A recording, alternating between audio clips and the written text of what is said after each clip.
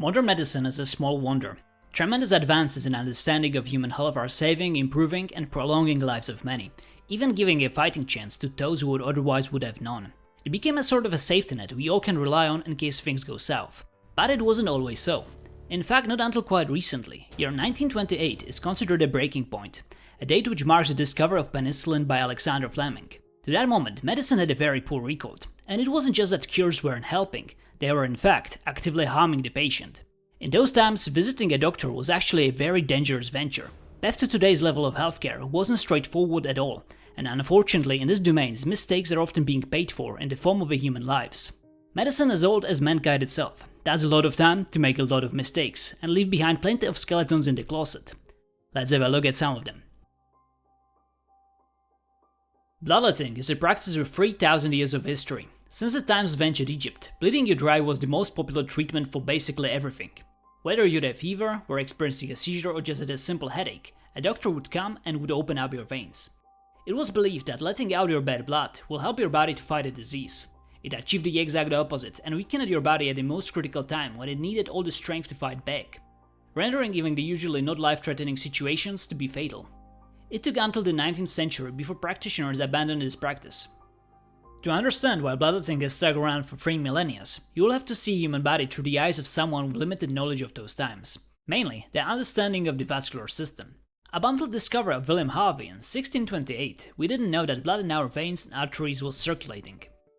Instead, it was believed that our body is continuously producing blood, and this blood is being ever stacked up, and that it was the ever abundance of blood that was the source of illness.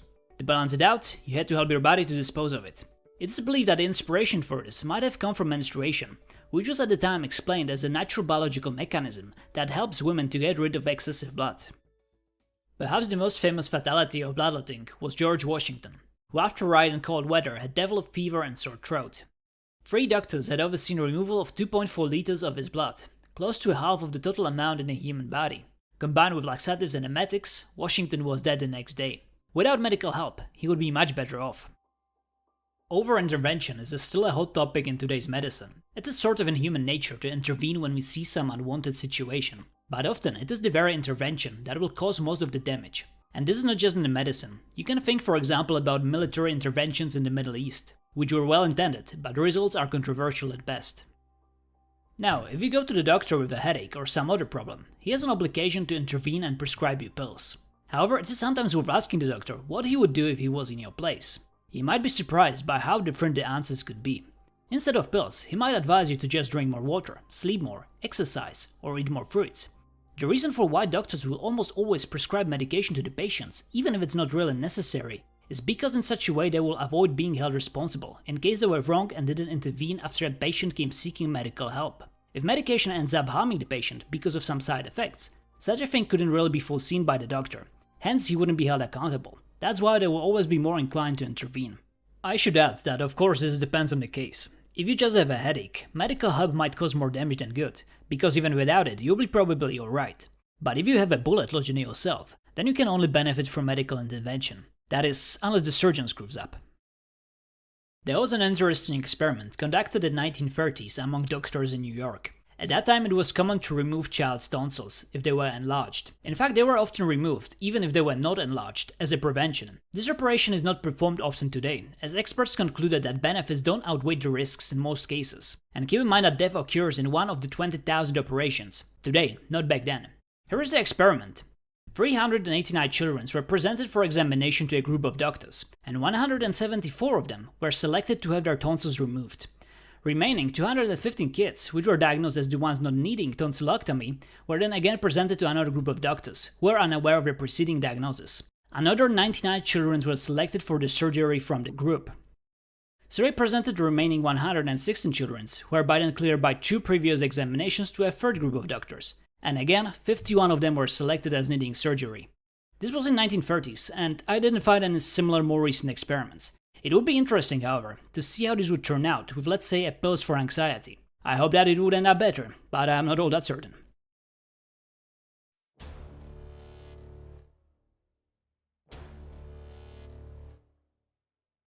Good day, sir. So, I read here that you have respiratory problems. Yes, Doc, that's right. Are you smoking? No, I'm not Dak. No? Well, then maybe you should. If that doesn't help, we will do some bloodletting later. This was an exchange you could have with your doctor during the 16th to early 20th century. Tobacco and medicine have a long history together, and for most of it, medicine considered tobacco an ally. After the discovery of the New World by Columbus in 1492, brand new and never before seen plants were starting to appear in Europe. Almost all herbs at the time were believed to have potential therapeutic qualities, and this new one, tobacco, rose to a wide prominence. So much so that it was being called holy herb or God's remedy, and it was being used as a cure for everything. One example for them all. During the London Plague of 1665, children were instructed to smoke in their schoolrooms as a precaution. Yes, nowadays during pandemics, kids got to wear masks in schools. 350 years ago, they would be issued a cigarette in the morning. Tobacco wasn't used just in the form of the inhalation of the smoke, but it was being eaten, literally being applied to the wounds, or it was being stabbed in every possible place on the human body. Yes, even there. Heck, they were even inhaling smoke by the back doors. Just leave it there, don't Google it, unless you really have to. So how come that it took so long before people realized just how dangerous tobacco is? Well, it takes several years, even decades of usage for symptoms to develop, and with the poorly managed and hardly accessible records during that time, it took another several hundred years to link it all together. When a new condition appeared, a more recent cause was being looked for. There was no reason to think that a practice like smoking, in which a patient was indulging in for 30 years, was now all of a sudden killing him.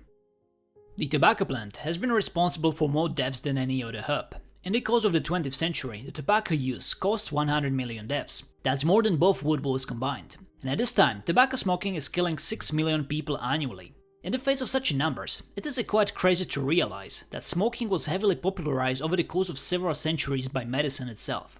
But this is surely a distant history, right? Not exactly. The war on smoking officially started only back in 1964, with this US Surgeon General report, which warned the public of the links between smoking and cancer and the heart diseases.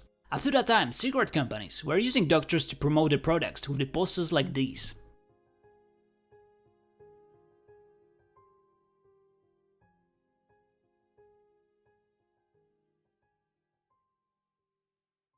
Too much of anything is bad for you, and it turns out that even too much of lying in bed can kill you. There's of course nothing wrong about lying down for a few days if you are ill, but for example 1 month of bedtime can already have a serious toll on your body. As recently as 70 years ago, you could be ordained by doctors to a complete bed rest, which discouraged the patient from even sitting up for any reason. Drinking, eating, bathing, toilet necessities and all other needs must be taken care of in bed, usually by a nurse. You would be as well advised to avoid any mental activity, as it could ruin the procedure. Keep in mind that this treatment was being applied to the patients who were ill, but otherwise were able to get up and take care of themselves. Hence their long-term stay in bed was voluntary, and no serious health impairment was preventing them from leaving the bed. Here is why this is so harmful. Human body is a marvelous mechanism, which is able to withstand and adapt to harsh conditions. If you exercise, your muscles will grow. Cold showers can make you more resistant. If you often walk with your hands or walk bare feet, your skin will grow denser and thicker. But the opposite is true as well. Every part of a human body will weaken with disuse, and as the saying goes, if you don't use it, you will lose it. Take for instance astronauts, who went through long periods of time in space. Normally, your muscles and bones help support your weight under gravity. On Earth, they are under constant exercise, but in zero gravity, they are basically out of their job. If astronauts were not exercising for 2 hours every day, they would lose their muscle mass and even their bones would lose their density, making bones more brittle and easy to fracture.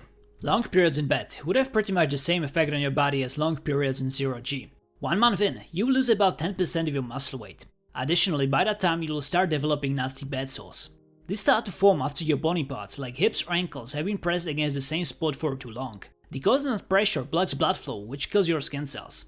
6 months in, most of your muscle mass has wasted away. Your bone density will be so low that they will be simply incapable of supporting your weight anymore. Your heart will be too weak to do any work at all. And after being 6 months in the same room, staring at the same walls and having the identical experience every day, your mind will be a mush. You will very likely never get up from your bed ever again. Complete bed rest procedures were especially deadly to the elderly, whose attempt to get back into life after 2 or 3 months in bed often ended in cardiac arrest. During the 17th century, hospitals intended for childbirth became common in many European cities. Children's mortality was high at the time, and this practice was supposed to fight this issue. It had a problem though. Up to 20% of the mothers died soon after the childbirth, suffering from a strange fever. You might expect that the whole medical world would be looking for a possible cause behind this, but no. It was more or less accepted as a part of life, nothing really could be done about. It was so for more than 2 centuries, that is, until this guy came around. Meet Mr. Semmelweis, also known as the father of handwashing. He was in charge of 2 maternity clinics in Vienna during the 1840s, and this, by chance, gave him the perfect opportunity to figure out the childbed fever. His first clinic had a very bad reputation among the citizens of the city. All the future mothers were doing what they could to avoid being admitted there, and instead they were trying to get to the second clinic. At first, Semmelweis thought this just might be a result of some superstition among the people. But then he had a look at the data, and he found out that the first clinic had a mortality rate of 20%, while the second had only 2%. Second clinic was doing something right, and Mr. Semmelweis set out to find out what it was. He started to systematically eliminate all the possible differences between the 2 clinics. Schedules, equipment, food, water all became identical to the letter. Desperate, he even went so far as to apply the same religious practices, literally making sure that there were the same amount of crosses on the walls. Sadly, all of it was in vain. It made him feel terrible. The second clinic did not have enough capacity to accommodate every woman, and each time mother died in the first clinic, he felt responsible for it. Sometime later, childbed fever claimed yet one more life, but this time, a man. One of the fellow doctors and good friend of Semmelweis, who before catching the fever was poked by a scalpel while performing autopsy in the morgue. Semmelweis immediately made a connection. At that time, it was a common practice for doctors to work in the morgue at one moment and then right away go to deliver a child at the maternity ward. And guess what? Second clinic didn't have a morgue. Gyms would not know at that time yet, so Semmelweis came up with a theory of cadaverous poisoning. He believed that the doctors were carrying over cadaverous particles on their hands, and with those poisoning the patients. To combat this, Semmelweis came up with something revolutionary. He ordered his staff to wash their hands when leaving the morgue. Effects were instant. Mortality rate in the first clinic went down 90% and was now similar to the second clinic. Right afterwards, Semmelweis set out on a crusade to eradicate childbed fever everywhere.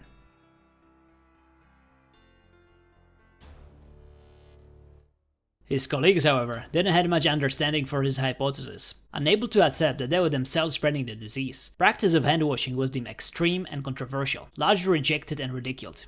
In the aftermath, Semmelweis was kicked out of hospitals and was being harassed by the medical community in Vienna, which eventually forced him to move to another city. He spent the next 20 years trying to educate about his findings, writing books or open letters to prominent doctors of the time, calling them irresponsible murderers, until his mental breakdown and shortly after death in 1865.